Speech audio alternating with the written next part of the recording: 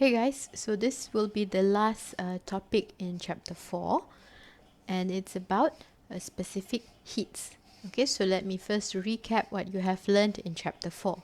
Of course, first you learned about boundary work, right? So boundary work, how to find it is it's the integration of P dV, and of course there are the cases from which you can simplify things, okay, in case it's constant pressure or constant temperature, etc. Okay, so boundary work takes us straight to the energy balance. Okay, so the energy balance, you learn about E in minus E out equals to delta E.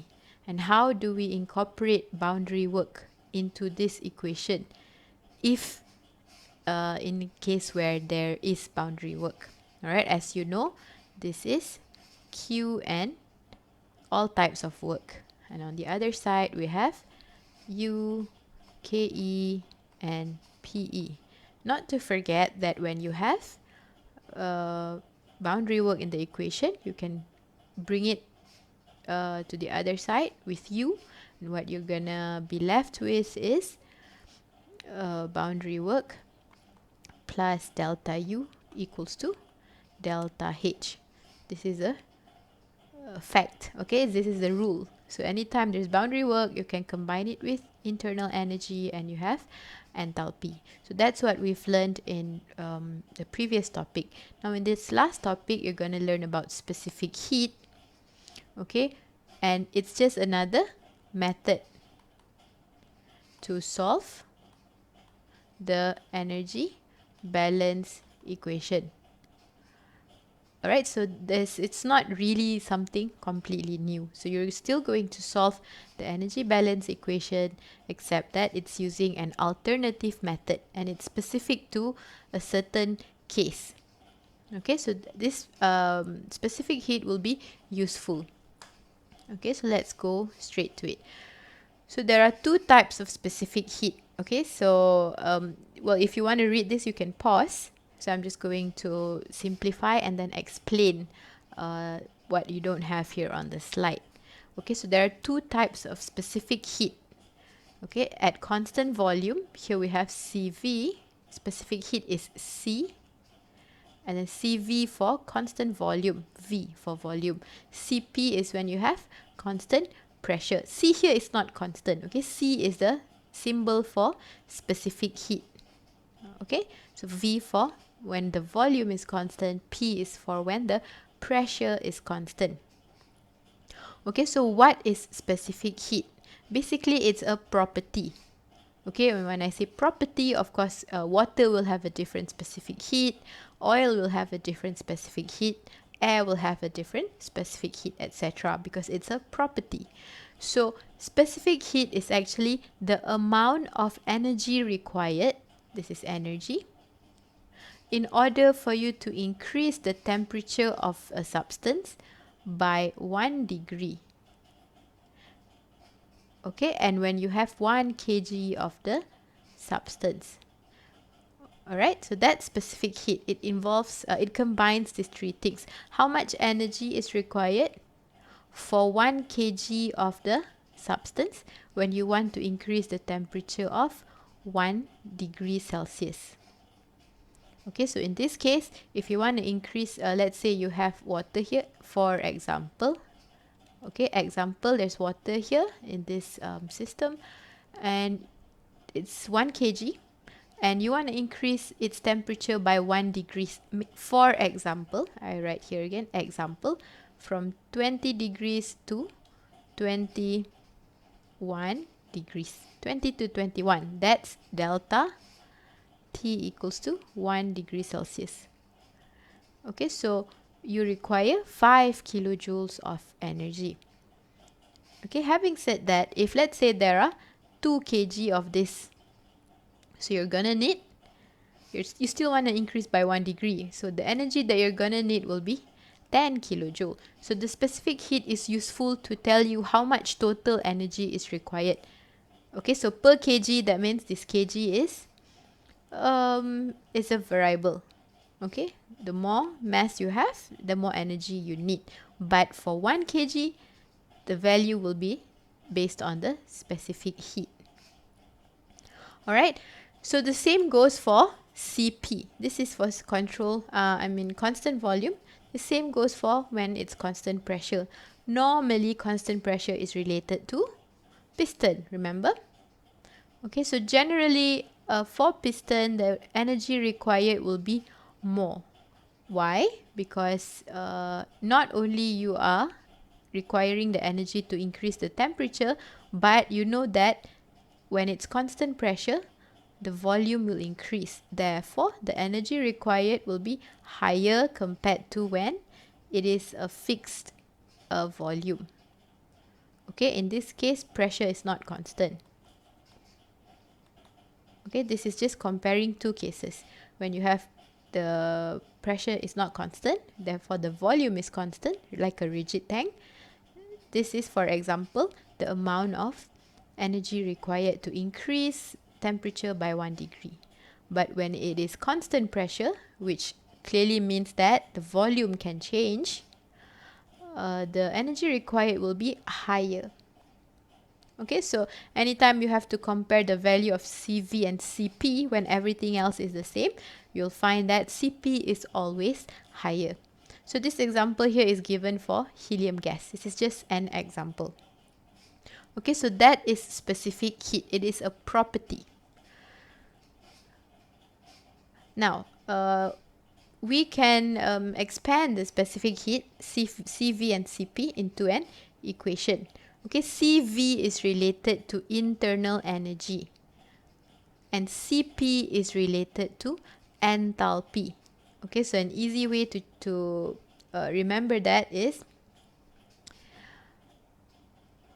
okay, for example, so Cv is the change in U, internal energy, over T. And this is H over T. So how I want you to remember it is, if you have delta U, which we always have, right? This small u equals to Cv delta T. So we bring this over to this side. So this is what I want you to write down and remember. Okay, this is what we'll use.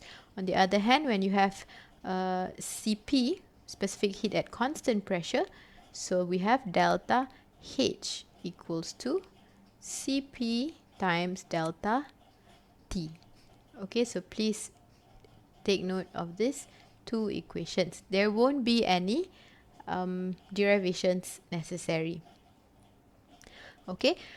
Another important thing to know is that the values for specific heat depends on two independent properties.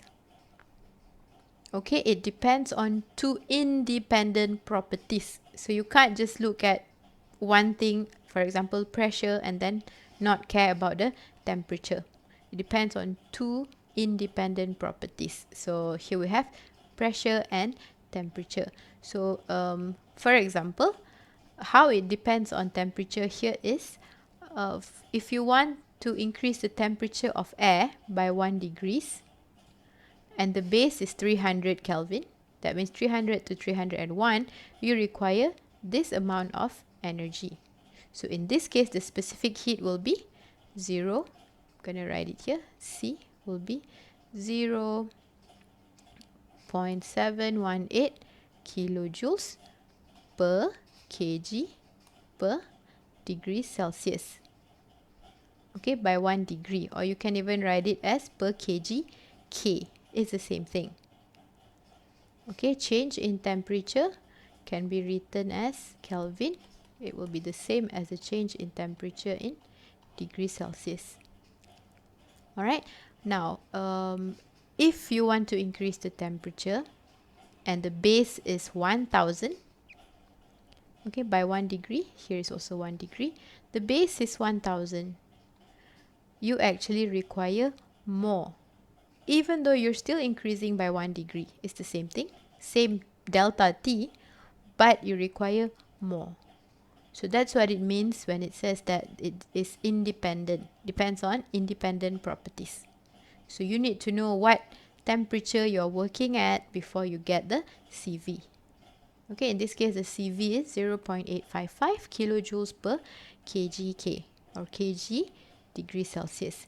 So you might wonder why this is the same. So the reason is, let's take for example 20 degrees to 25 degrees Celsius. The difference here is 5 degrees Celsius. Now in Kelvin, 20 degrees will be 20 plus 273. Am I right? So that will be 293 to 25 plus 273 will be 298. 293 to 298. The difference will still be 5 Kelvin. So you see, when you're talking about change in temperature, you can use, you don't have to convert, but please be very careful. Only the change will be the same. The temperatures are not the same. 20 and 293 are not the same. Okay, but the delta T will be the same. So that's why I didn't convert it here. Okay. Now, so I've shown you this. All right, so basically, you can replace delta U, which is U2 and U1, and delta H, which is H2 and H1, by the CV delta T that I have shown you earlier. Don't worry about this. Okay, you won't have to do any integration. All right. So for ideal gases, which is what we are mainly going to use the specific heat for, okay, you'll find that all of this internal energy, enthalpy, CV and CP vary only with temperature. So the table that you want to look at for this will be A to A and A to B. So you can pause, you can open the tables and take a look. Okay, so why or when do we use the specific heat? Okay, so when you have U2 minus U1, okay, you have this a lot in the energy balance equation, right? So as you know, E in minus E out equals to delta E. In this part, you normally have delta U, which is M U2 minus U1. So you will come across this often. So this U2 minus U1 can be replaced by CV delta T. So this is delta T. T2 minus T1 is delta T. And H2 minus H1 can be replaced with CP delta T. Okay, so why is there an average here? Because as I mentioned in the previous slide, specific heat depends on temperature. You can even look at your table A to B. Okay, you can look at A to B. There's a list of temperatures. Okay, so at each temperature you have a different CP and CV values. Alright, but when you have this sort of this delta T, that means it's working at two different temperatures. So how are you supposed to find which value to use? Do you use the CV at this temperature or do you use the CV at this temperature? So that's why it's written as average. Okay, take a look at this graph. Let's say T1 is a certain value and then T2 is another value. Okay, we will use, okay, at point 1 you have a certain CP1. At point 2 you have a certain CP2. So it's impossible to use both. Okay, you will need to integrate this, which we won't do. That's why we're taking the average CP. Okay, and the average is simply taken at the average between the two temperatures. T1 plus T2 divide by 2. You get the average temperature. Alright. There are some relations. Okay, so the relation between CP, CV and R is, if you recall, gas constant. Remember, PV equals to MRT. And then we have the specific heat ratio. Okay, the ratio of CP over CV. you won't be using that much of these two. Okay, just for your information. Okay, so that's basically it. Now let's recap and put your focus back, okay, on why you are covering this topic. So there are three ways of calculating delta U and delta H. Okay, there are three ways. And the first method is by using tabulated data. This is what you have been doing. You write the energy balance, and then somewhere in your calculation you have to calculate delta U. Alright, in M U2 minus U1 for example, then that means it's delta U, this portion. Okay, so we take U2 and U1 from the table. You've done this in the previous topic in all the practice questions. Okay, so this data is most accurate because they are based on experimental values. So it's convenient to use when you actually have the information. Okay, number two, you can use this integration method. Okay, of course, to integrate this, you need the equation, right? You need to express CV or CP in terms of temperature. So we won't use this. Okay, there you can, but it's not in your syllabus. Okay, so this is convenient and it's very accurate. So it's not the most accurate, but it's still very accurate. Alright, now the third method is by using the average specific heats.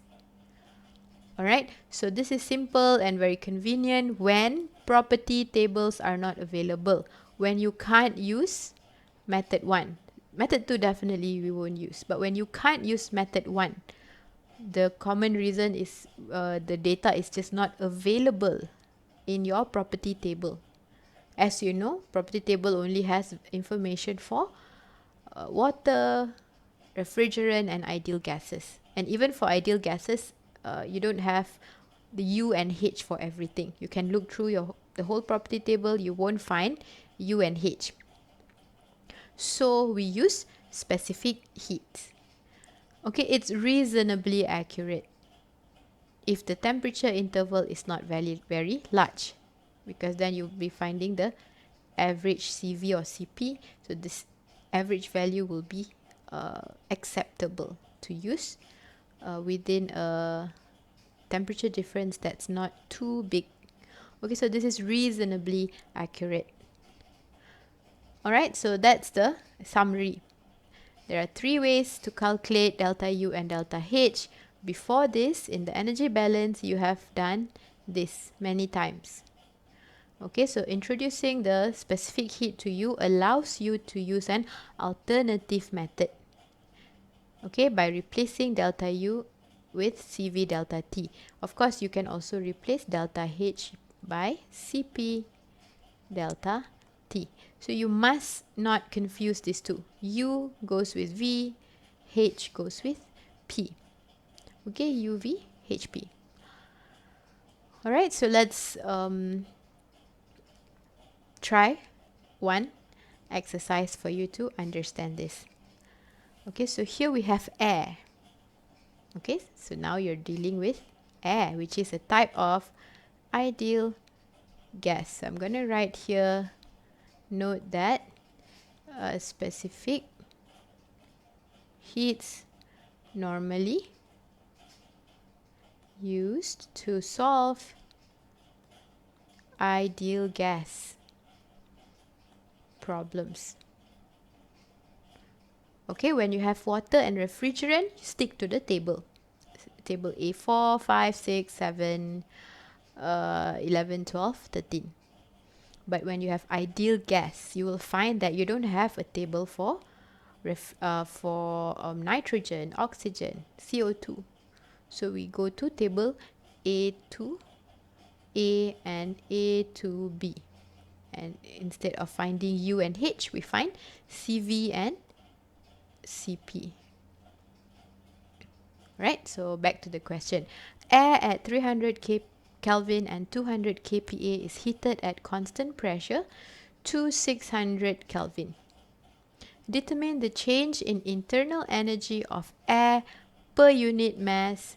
Internal energy per unit mass. That's U per mass. So the unit will be kilojoule per kg. Okay, internal energy per mass using data from the air table, the average specific heat value. So data from the air table, this is something new. So you can pause this, go to A17 and just get familiarized, okay, with the air table. Okay, first we solve it using this value. That means you are taking the values directly from the table, U1 and U2, and then the average specific heat value using the new method that you have just learned in this video. Alright, so let's go to method number 1 first. So from table A17, which is ideal gas properties of air, I should say here, this is not just any ideal gas, it's for air. So you find that at 300 Kelvin and 600 Kelvin, U1 and U2 are these values. Okay, so this is at T1, this is at T2. This is happening at constant pressure. Okay, remember that. Okay, so you can pause while you look for these values and then continue. So the change in internal energy, delta U per unit mass, therefore small delta U, you no need to multiply with mass. U2 minus U1, put in the values that you got here and you get the final answer. That is using method number 1. Okay, using the new method, you can go to table A to B. The difference between A to A and A to B.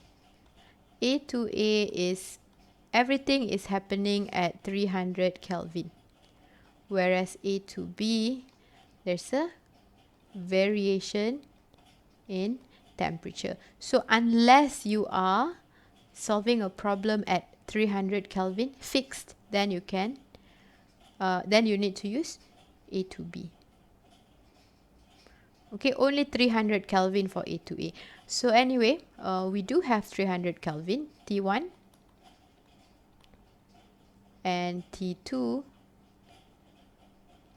is 600 Kelvin. So even though it starts at 300, it ends at 600. So that's two different temperatures. Therefore, you can't use A to A.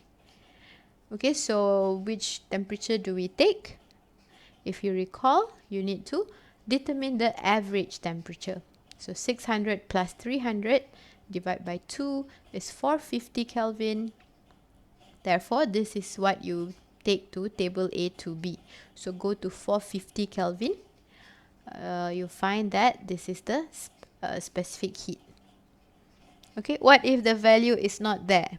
As you know, if the value is not there, you need to interpolate. Or in this case of specific heat, normally you can estimate. Okay, because the numbers are very small, so normally you are allowed to estimate. Okay, so this is the specific heat. So delta U will be CV delta T. Okay, by the way, why we take CV is because we want to solve for delta U. So as you know, U and V. Delta H will be going with CP. Okay, so you want to solve delta U, so you write CV delta T. Okay, so CV is what we found here. Delta T is difference in temperature. Okay, so put that in, you'll find that it's 220 kilojoules per kg. Very little difference. Alright, you can calculate the error. You will find that it is less than 0.5%, I believe. Something like that. Okay, so that means it's acceptable. Alright, so there are other questions here which I'm not going to discuss in this video. Maybe I'll create another video to discuss the examples. Okay, but as far as the theory goes, that's pretty much it for chapter 4. Okay, so see you in another video.